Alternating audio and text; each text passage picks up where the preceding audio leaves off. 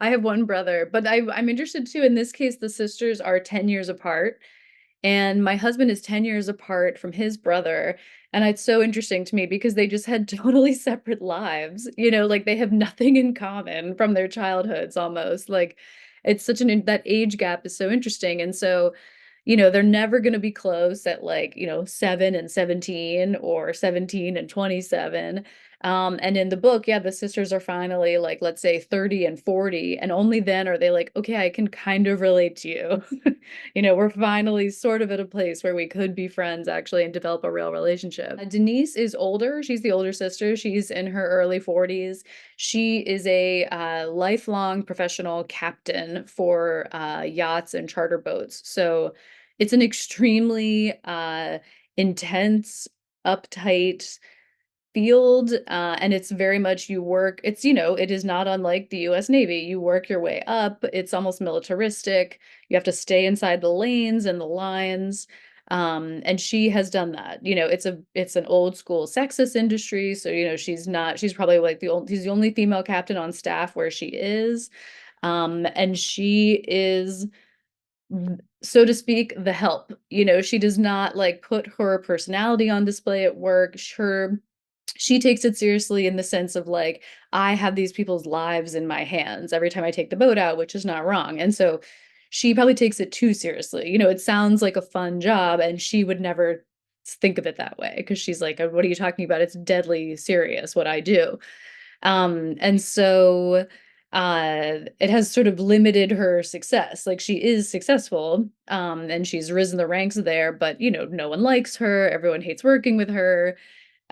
She's had a hard time like relating to her crew and things like that. And then in comes her sister, Helen, who is a journeyman. She has no idea what she wants to do, doesn't like, she's sort of professionally claustrophobic.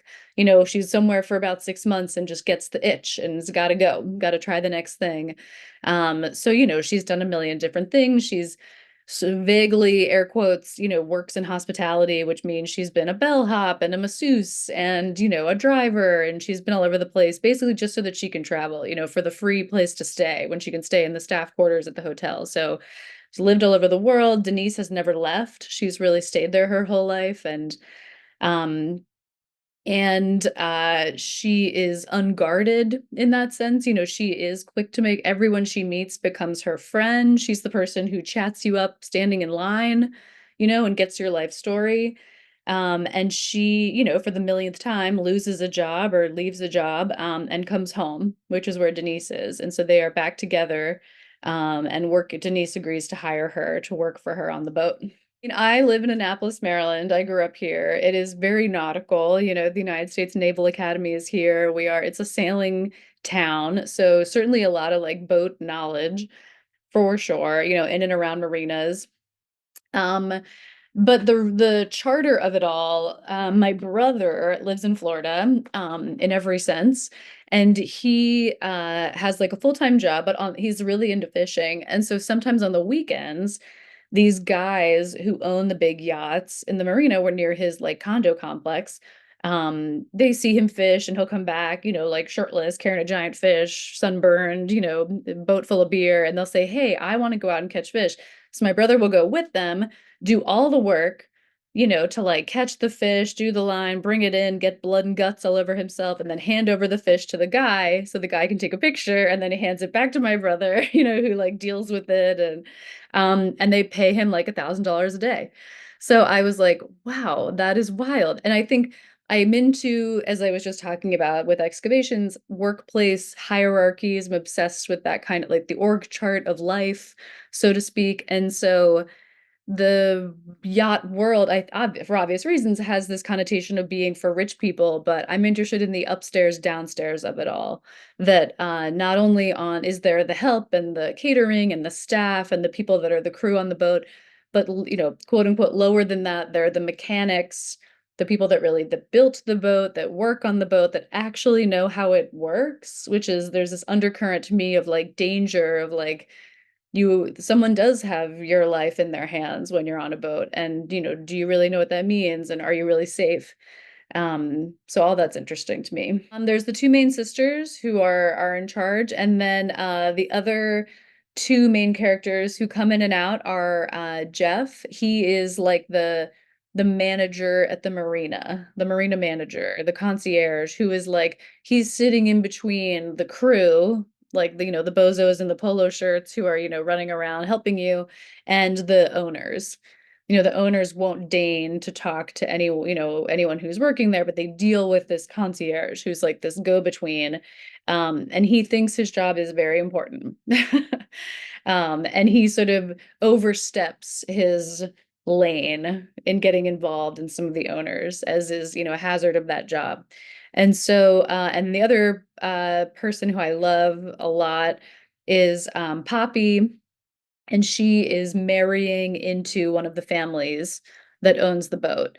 So same thing, she's coming sort of from the blue collar world and stepping into the owner class, and just does is not she's excited for all the wrong reasons. She does not know what she's getting into. She's stepping into deep water unbeknownst to her. I feel like I have a cheat code for the dialogue, which is having spent, 10 years reading every script in the world. So absolutely. The dialogue is so fun to me. Someone last night at one of my book tour events was saying like that they think it's one of the harder things, and I feel like I could write. To me, it's so much more natural. So, and also it's so hard in a screenplay. If it's cold in the room, you can't say that. One of the characters has to describe being cold. In a book, you can just say it's cold in the room. So I'm like, it's actually so much better. You can have these interesting conversations in a book, because you don't have to describe where you are the way in a screenplay you have to account for so much.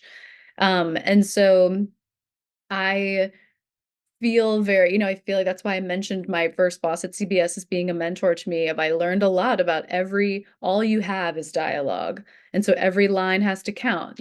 Don't say something stupid. Don't waste a line of dialogue on, yeah, sure, or okay. Like everything has to move the character forward. Everything has to be, in my case, like comic books has to be a joke. Everything has to show you something, it reveals something. So I take it really seriously of like every line has to be important. So I feel like I don't write as much, I don't write like pages and pages and pages of it, because I'm like, no, everything has to pack a punch. So it's very important, I think. Sometimes I do love to like rip a little bit from the headlines, but a few years ago was the Surfside condo collapse in Florida. And so this is pretty like heavily based on that when that happened. And it was like, how were these developers allowed to build this like piece of crap condo, right near the water where the water table had to have been high. It can't have been that solid ground. Um, and I was always interested of like what came out of that. Like we're still building waterfront condos right and left. Um, and so they are that family, that sort of knowingly push the boundaries of what was engineeringly possible, and paid the consequences that it fell down. Or did they pay the consequences? Did they live to scam another day? So those are the owners, that family is the people that own the yacht, and have built these shoddy condos that are dangerous, on land where Helen and Denise used to live. It was their house, and so they feel sort of this like personal attachment and almost responsibility for not having anything bad happen there. And they see these things going up and they're like, this is bad. And they have this sort of VIP advantage of being able, they're on the boat with them every day, a very intimate place in its level of isolation. The boat is so isolated from the rest of the world. So they're in a bit of a privileged position to either get to know them or steal from them, and to what degree they take advantage of that position.